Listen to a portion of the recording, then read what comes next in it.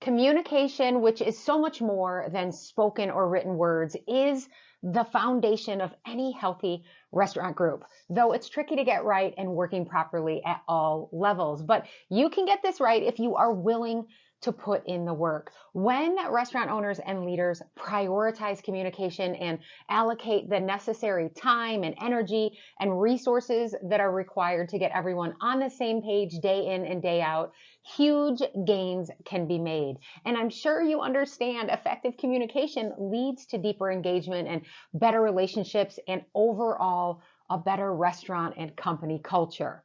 Be sure to stick around until the end of the show, as I am going to share 10 book recommendations, and not my 2 books, 10 other book recommendations that are great reads if you are interested in improving your own communication or the communication within your company. But before you check that out, here are 7 ways to make immediate improvements with communication in your company. An effective communication strategy relies on the free flow of information across several layers. It needs to go horizontally between peers as well as vertically from the top down and vice versa. Having one layer working smoothly, say between peers, but not the other, can spell disaster, of course. A well-designed company culture survey, even an anonymous one, can identify areas in which employees feel that they're not being heard, as well as potential weak points where communication efforts are being hampered. Your team looks to you, the company managers and the leadership, to set the example, and that includes how communication is handled.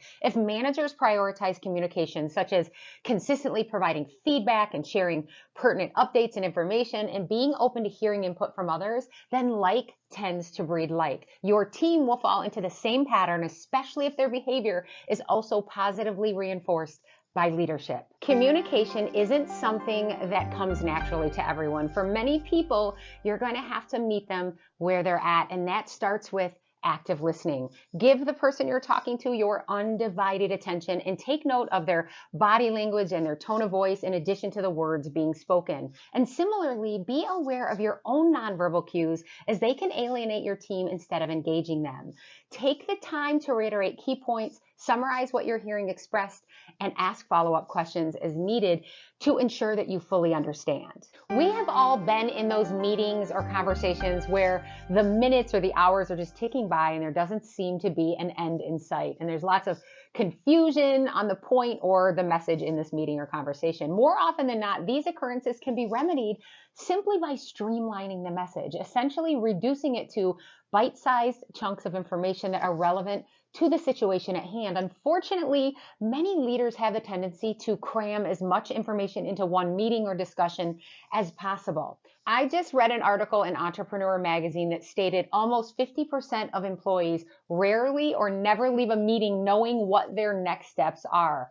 Yowzer. I always keep your message streamlined and easy to understand. While the goal is to generate more transparency and a greater flow of information and to ensure everyone's voice is heard, you need to be prepared for what those voices have to say. It's not always going to be positive, but any employee feedback or management responses to that feedback should be expressed in a way that is constructive and embraces your company's mission, values, and overall behavioral standards. Lashing out will only undo any progress that you've made so far. An employee sharing their thoughts and their concerns with a manager or with company leadership can create real anxiety for some people. Maybe they're an introvert by nature, or maybe their previous employer frowned upon open communication. Either way, if you're encouraging your employees to be more open with you, they're depending on you to use that information to its fullest. Don't let their efforts be in vain. Get their feedback, share it with your team, and make recommendations or changes based on that information. If employees see the cycle working, they're more likely and inclined to continue to participate. Know that the walls won't be broken down in days or weeks or sometimes even months. Despite your best efforts and research, sometimes initial attempts to improve communication may have the opposite effect or fail to produce the intended results, and that's okay. Acknowledge the misstep, regroup, and take another shot at making improvements.